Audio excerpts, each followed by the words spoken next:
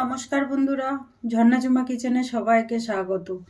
আজ আমি রুই মাছের একটা রেসিপি করব, একটু অন্যরকম করে করব। দই দিয়ে করব রেসিপিটা, দই রুই। তো দেখেন, সবসময় একঘেয়েমি রুই মাছ খেতে খেতে ভালো লাগে না, তো একটু ডিফারেন্স করলে খুব ভালোই লাগে। তো এখানে দেখেন আমি 5 পিস মাছ নিয়ে নিয়েছি।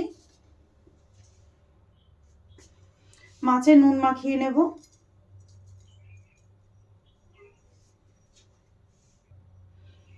দিয়ে দিচ্ছি সর্ষের তেল। আর আমি এই মাছের রেসিপিটা সর্ষের তেলেই রান্না করব। তেলটা আমি এখন মাখিয়ে নেব মাছের সাথে। নুন আর তেল একসাথে মাখিয়ে নিচ্ছি। আর আমি এইখানে কিন্তু হলুদ দেব না, সেই জন্য আমি হলুদটা দিলাম না মাছে। আপনারা চাইলে দিতে পারেন। মাখিয়ে নিয়ে নিয়েছি। কড়াই গরম হয়ে গেছে, কড়াইতে দিয়ে দিচ্ছি আমি সর্ষের তেল। তেল গরম হয়ে গেছে, এখন আমি মাছগুলো দিয়ে দিচ্ছি।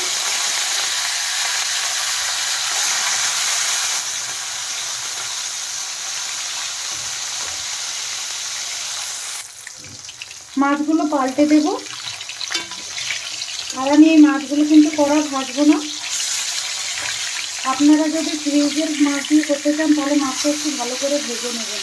যেহেতু আমার এই মাছটা ফ্রেশ মাছ, সেই জন্য আমি বেশি ভাজবো না। মাছটা ভাজা হতে থাক, ততক্ষণ আমি একটু মশলা বানিয়ে নিই। এখানে আমি মিক্সির জার নিয়ে নিয়েছি। মিক্সির জারে দিয়ে দিচ্ছি 4টে কাঁচা লঙ্কা, আর দিয়ে দিচ্ছি আদা, দিয়ে দিচ্ছি রসুন, আর কিছুটা পেঁয়াজ দিয়ে দিচ্ছি।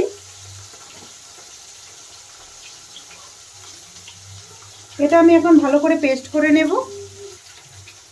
দিয়ে দিচ্ছি ধনে গুঁড়ো, আর দিয়ে দিচ্ছি জিরে গুঁড়ো। কিছুটা জল দিয়ে দিচ্ছি। এখন আমি এটাকে পেস্ট করে নেব। দেখেন মশলা পেস্ট করা হয়ে গেছে। এখন মাছগুলো ভাজা হয়ে গেছে, তুলে নেব। দেখেন ঠিক এইরকম ভেজে নিতে হবে। মাছগুলো আমি তুলে নিচ্ছি।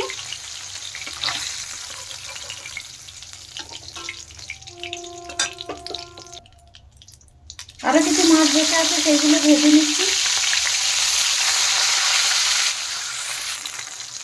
এই মাছগুলো ভাজা হয়ে গেছে, এখন তুলে নিচ্ছি।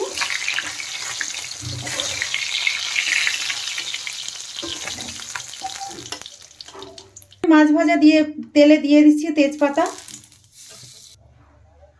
দিয়ে দিচ্ছি গোটা জিরে। দেখেন জিরে আর তেজপাতা ভাজা হয়ে গেছে, এখন কুচনো পেঁয়াজ দিয়ে দিচ্ছি। আপনারা চাইলে কিন্তু এখানে গোটা গরম মশলাটা দিতে পারেন। পেঁয়াজটা একটু হালকা ভেজে নেব।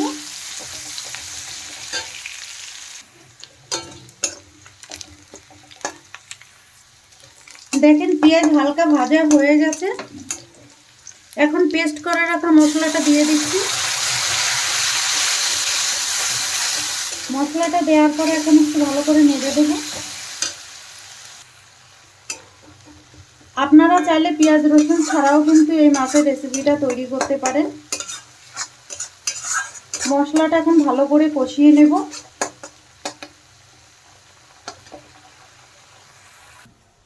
এখন আবার মিক্সির জার নিয়ে নিয়েছি, তাতে দিয়ে দিচ্ছি 4 মগজ,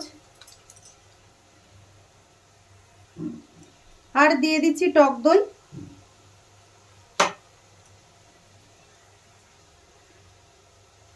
টক দইটা কিন্তু আপনারা ফ্রেশ নেওয়ার চেষ্টা করবেন। 3-4 দিনের পুরনো হয়ে গেলে কিন্তু সেটা টক লাগবে বেশি। তো এখন এইটা আমি একটু মিক্সিতে ঘুরিয়ে নেব। দেখেন এখানে মশলাটা কিন্তু ভালো করে কষানো হয়ে গেছে। আর মশলা যত ভালো কষানো হবে টেস্টটা কিন্তু ততই ভালো হবে। এখানে দই আর 4 মগজকে মিক্সিতে ঘুরিয়ে নিয়েছি, সেটা দিয়ে দিচ্ছি। এখন দিয়ে এখন নেড়ে চেড়ে একটু মিশিয়ে দেবো ভালো করে।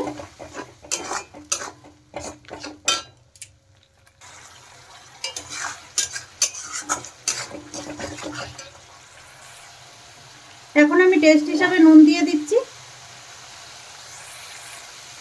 আর দিয়ে দিচ্ছি চিনি। এখন আবার একটু নেড়ে দেব। দেখেন মশলাটা কিন্তু ভালোভাবে কষানো হয়ে গেছে, মশলা থেকে দেখেন তেল রিলিজ করছে।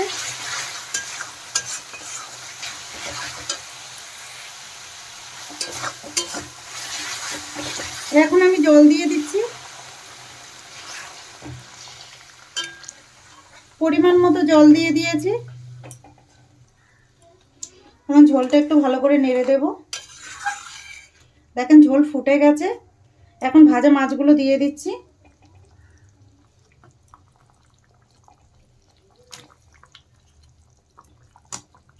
দিয়ে মাছ দেওয়ার পরে আরেকটু নেড়ে দিচ্ছি।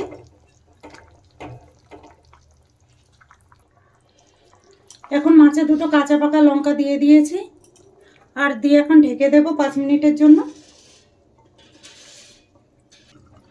এখন ঢাকনা উঠিয়ে দেখে নেব। দেখেন তৈরি হয়ে গেছে।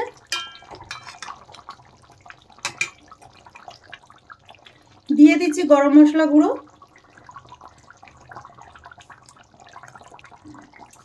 আর দিয়ে দিচ্ছি ঘি।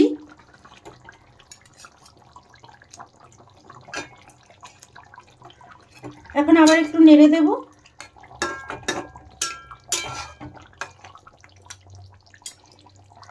তৈরি হয়ে গেছে, এখন আমি নামিয়ে নেব। আর একটু ঢেকে দিই। এখন আমি গ্যাস বন্ধ করে দিচ্ছি। দেখেন কত সুন্দর তৈরি হয়েছে, আর কালারটাও কিন্তু খুব সুন্দর এসেছে।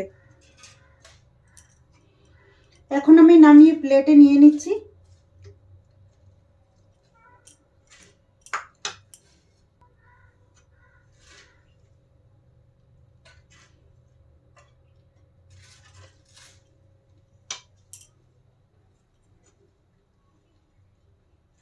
দেখেন গ্রেভিটা কত সুন্দর হয়েছে।